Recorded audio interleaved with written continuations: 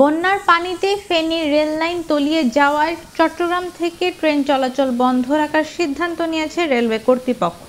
বৃহস্পতিবার সকাল 10:30টা থেকে পূর্বাঞ্চলের চট্টগ্রাম, ঢাকা, সিলেট সহ অন্যান্য গন্তব্যের মধ্যে রেল যোগাযোগ বন্ধ হয়ে গেছে। বিষয়টি নিশ্চিত করেছেন চট্টগ্রাম বিভাগীয় রেলওয়ে ব্যবস্থাপক সাইফুল আলম। তিনি বলেন, বন্যার কারণে চট্টগ্রামের সঙ্গে এখন দেশের অন্যান্য জেলার ট্রেন চলাচল বন্ধ আছে। রেলওয়ের কর্মকর্তাদের সঙ্গে কথা বলে জানা গেছে, ফেনী থেকে ফাজিলপুর পর্যন্ত রেল লাইন পানিতে ডুবে গেছে। অনেক জায়গায় রেল সেতুর উপর দিয়ে পানি চলাচল করছে।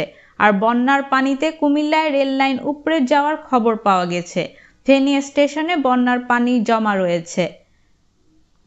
চট্টগ্রাম থেকে ঢাকা, জামালপুর, সিলেট ও চাঁদপুরে প্রতিদিন 11টি আন্তনগর ট্রেন চলাচল করে।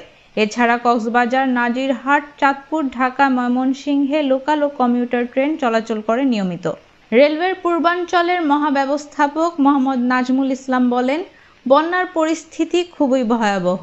বিশেষ করে ফেনীতে রেললাইন ও রেল সেতুর উপর দিয়ে পানি চলাচল করছে। চট্টগ্রাম কক্সবাজার রেল লাইনে পাহাড় ধস হয়েছে।